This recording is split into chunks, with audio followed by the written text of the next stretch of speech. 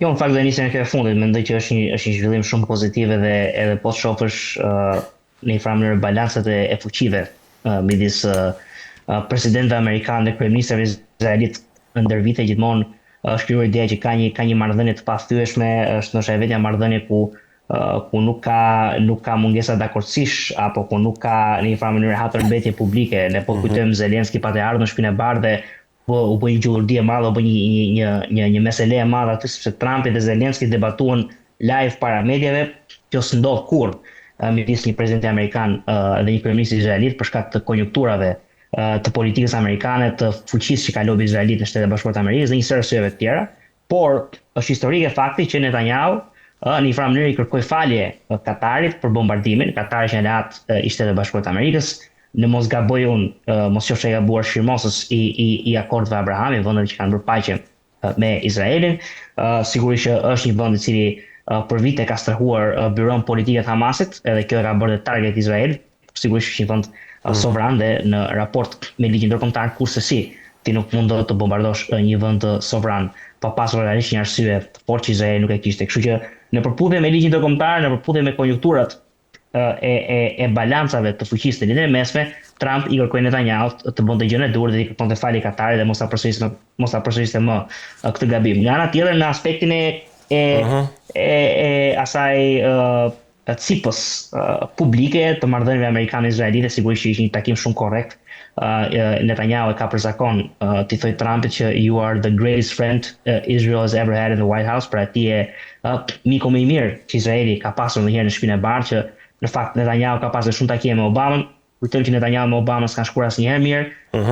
Netanyahu me Biden i kanë pas përplasje për shkak të kalkulimeve elektorale të Bidenit në 2024. Kujtojmë luftën në Gaza, ka qenë një për arsyeve pse demokratët i humbën zgjedhjet, humbën një pjesë të madhe të votës arabo-amerikane. Kështu që në raport me takimet që Netanyahu ka zhvilluar me kryeministët, me presidentët e tjerë amerikan, ky sigurisht lë mbres për mirë. Por për më tepër ja vlen të diskutojmë ndoshta edhe pikat e planit dhe shumë gjëra të tjera. Përpara se të kalojmë te pikat e planit, se mua sigurisht më intereson edhe marrëdhënia midis dy liderave në kontekstin e po them politikës.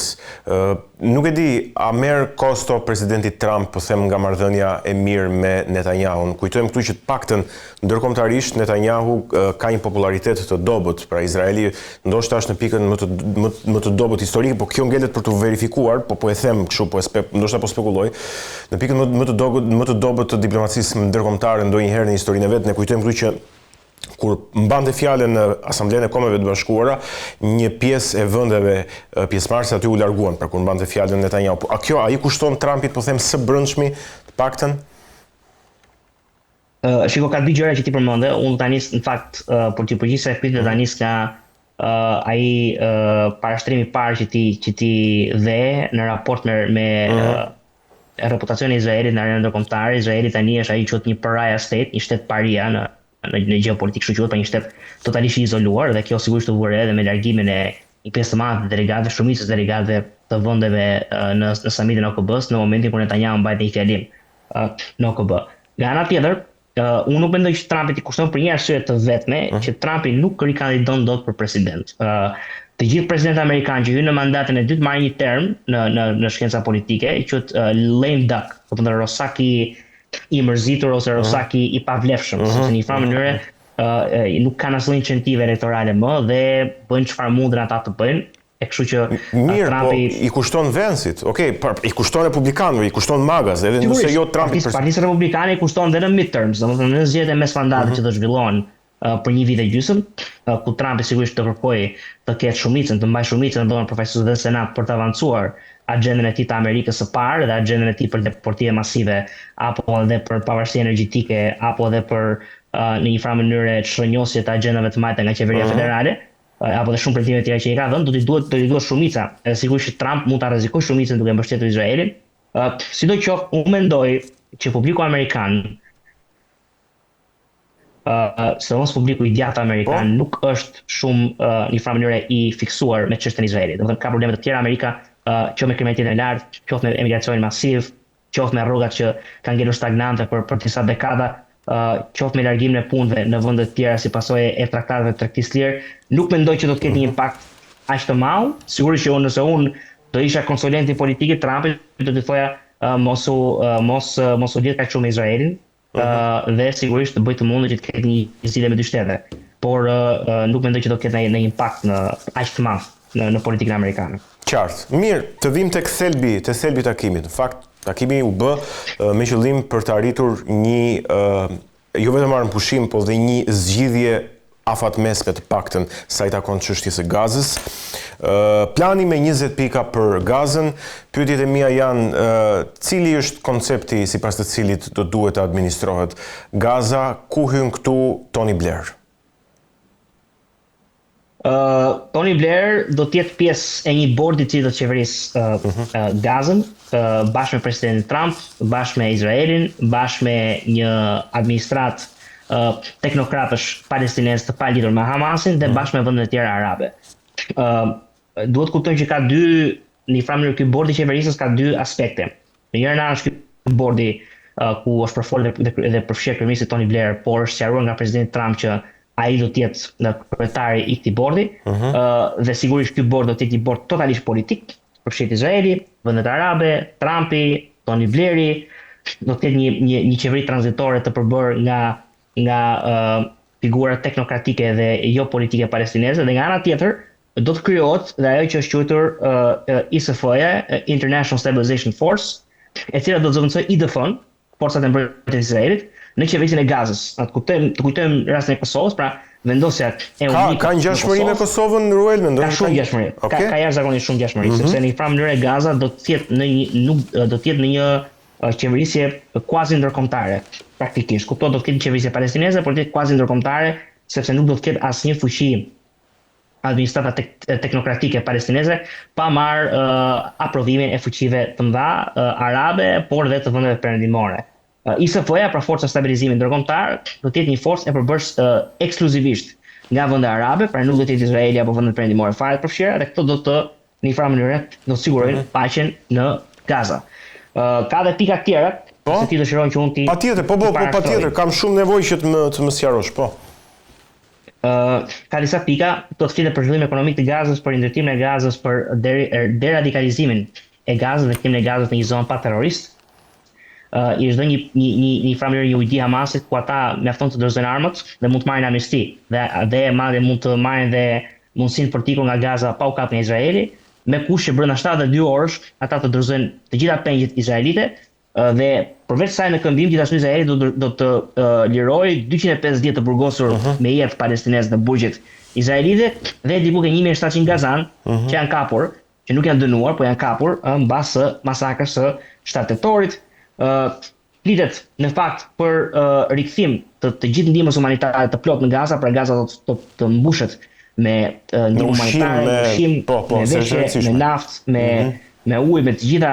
Kujtojmë këtu Ruel që Gaza prej 2 vitesh është pa drita, dhe kjo është një situatë mjaft e rëndë nga këndvështrimi humanitar. 2 vite pa drita. Unë nuk e di që është 2 vite pa drita Gaza, megjithatë po kujtojmë në 8 tetor, pra një ditë mbas masakrës së 7 tetorit, ministri I brendshëm Yoav Gallant, ministri I mbrojtjes Yoav Gallant I Izraelit, tha që ne po luftojmë kafshë njerëzore, duke I referuar palestinezëve, sigurisht një deklaratë e papranueshme, edhe tha që nuk do të ketë më as ujë, as drita, as energji elektrike në Gaza, sigurisht që Gaza rrethohet dhe nga Egjipti, rrethohet edhe nga vende të tjera, dhe sigurisht që mund të marrë rrymë elektrike edhe në ato mënyra. Megjithatë, unë po I besoj këtij vlerësimit tënd sepse nuk kam në informacion, por që sigurisht që ka një krizë humanitare në Gaza, kjo nuk ka diskutim.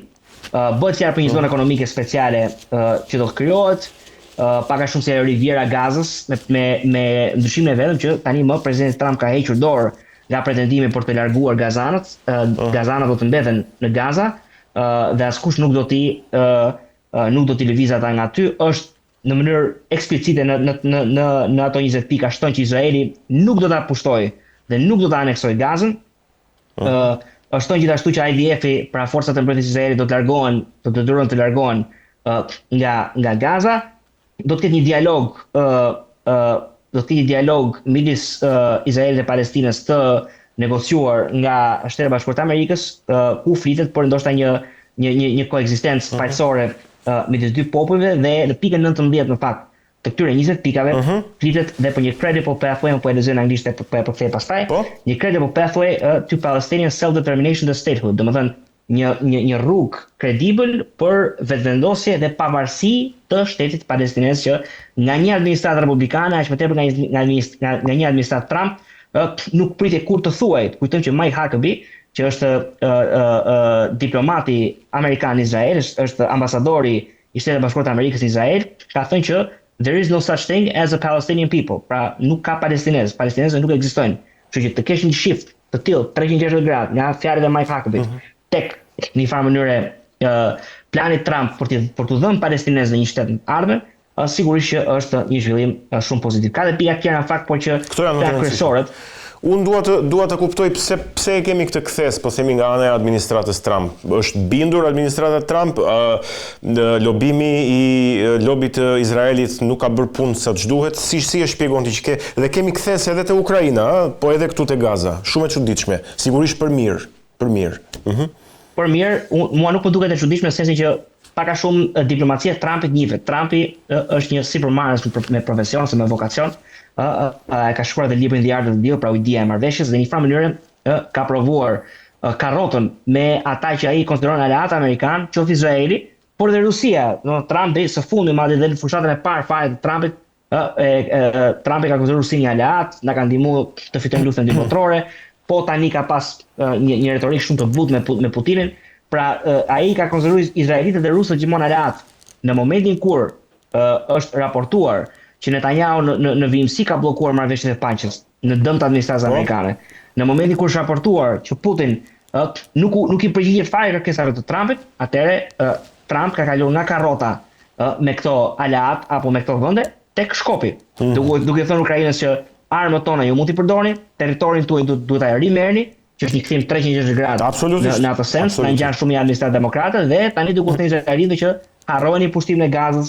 Para disa ditësh bëremi që ma kujtohet në fakt Trump në asamblen e Kombeve të Bashkuara e tha qartësisht që unë nuk do ta lejoj Izraelin të aneksoj bregun perëndimor apo atë që izraelitët e quajnë Judea e Merja. Pra është një tjetër zhvillim, përveç se thotë që në Gazë nuk keni punë, i thotë larg nga bregu perëndimor. Ja ka thënë shprehmisht.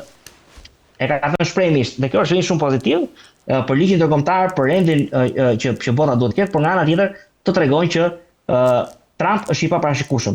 Nëse nuk do rrugën e mirë me Trumpin, mund të kesh edhe rrugën e Shkopit. Kjo është shumë më e mirë se sa administratat e mërzitshme, demokrate, liberale, të cilat sigurisht ndjekin vetëm një rrugë, e cila shumë e parashikueshme për armiqtë e Amerikës, edhe që sigurisht sjell dhe prodhon vetëm konflikt dhe destabilitet në arenën ndërkombëtare. Unë në fakt nuk e di nëse regjia ka mundësi që të na shfaqet edhe një herë hartën, atë hartën me 3 vija, po themi me 3 kufit të tërheqjes së IDF-it, nëse mund ta kemi edhe në splitter së bashku, që ta komentojmë pak shkurtimisht, nuk e di. Ruel, siç është, kemi 3 vija.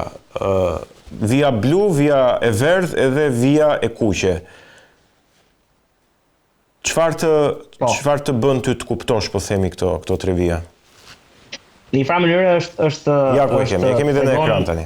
Si do të evoluoj qeverisja e Gazës ose kontrolli territorial i Gazës në raport me pranimin ose jo të një marrëveshje paqe nga Hamasi, sepse propozimi është pranuar nga Izraeli, ka shkuar ke Hamasi dhe Hamasi pritet ta pranojë. Në vija blu tregon çfarë IDF-i ka në kontroll, do të ketë në kontroll në periudhën më të shkurtër mbas arritjes së një paqe. Pra supozojmë ka një paqe, IDF-i për një periudhë ndoshta 1-2 muaj do të ketë në kontroll atë territor.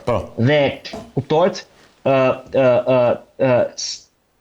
në përputhje me pranimin e kushteve dhe me zbatimin e kushteve nga palestinezët në Gaza, kuptohet do të rritet edhe aftësia qeverisë e autoritetit palestinez të Gaza ose një forcë tjetër. Nga ajo vija kuqe që është përcaktuar aty, do të ketë në kontroll dhe vijën blu që sot kontrollohet nga izraelitët. Pra, to tregon 3 fazat, si evoluojnë 3 fazat në një farë mënyrë të paqes së Gazës dhe kontrollit ushtarak dhe territorial të Gazës. Po, ndërkohë ka tërheqje, po themi, nga vija blu te vija e verdhë te vija e kuqe dhe pastaj në kufit, po themi, të Gazës. Ky është plani. Pra, IDF-i normalisht do të tërhiqet nga vija blu në të verdhën, në të kuqen, derisa normalisht do të edhe një gjë shumë e rëndësishme, po të shohim ka ajo hartë, mbas vijës së kuqe, kemi si një hapësirë, ajo është e vijosur, mos gabojmë me vija të ndërprerë apo diçka e tillë. Ajo do të jetë një buffer zone, do të jetë një zonë mbrojtëse që Izraeli do ta krijojë për ta ndarë veten nga Gaza. Do të jetë një zonë e demilitarizuar, ku nuk do të ketë as izraelit dhe as palestinez, do të jetë një zonë sigurie, e ngjashme me një zonë sigurie që Turqia ka krijuar në veriun e Sirisë për të mbrojtur nga ekstremistët kurd. Izraeli do të bëjë një gjë me Gazën. Po është një lajm i mirë. Qartë. Mirë, dua të kaloj në një tjetër pikë. Gjithashtu mjaft e rëndësishme sa i takon politikës amerikane Ruel, bëhet fjalë për takimin që sekretari i luftës, se na është bërë kështu zakon të themi sekretari i mbrojtjes, por tashmë është sekretari i luftës, Pete Hegseth, dhe presidenti Trump kanë bërë me rreth 800 ushtarak të lartë amerikan në të gjitha bazat amerikane të botës, i kanë mbledhur atje në Washington dhe kanë bërë një takim, kuptimin e të cilit do ma shpjegosh ti tani pse u bë ky takim. Domethënë për çfarë mblodhen 800 ushtarak të lartë, shefa shtabesh, general, kolonel aty në Washington, jo në Washington, nuk e di ku ishte takimi saktësisht, që mos gaboj. Kemi sakt, më duhet ta shoh dhe unë, me sa mbaj mend ka qenë në Arlington në Virginia, megjithatë nuk kemi siguri për këtë. Okej, nejse, pa rëndësi. Por është detaj dhe më vlen ta kërkoj dhe unë mbas emisionit, megjithatë të them drejtën në ditët e para kur kjo është përhapur, kur ky është përhapur si lajm dhe nuk dije për çfarë do ishte takimi, unë kam menduar që Shtetet e Bashkuara të Amerikës do shkonin në luftë sekrete me ndonjë vend. Domethënë është folur në fakt për shumë kohë për aneksimin e Groenlandës nga Shtetet e Bashkuara të Amerikës.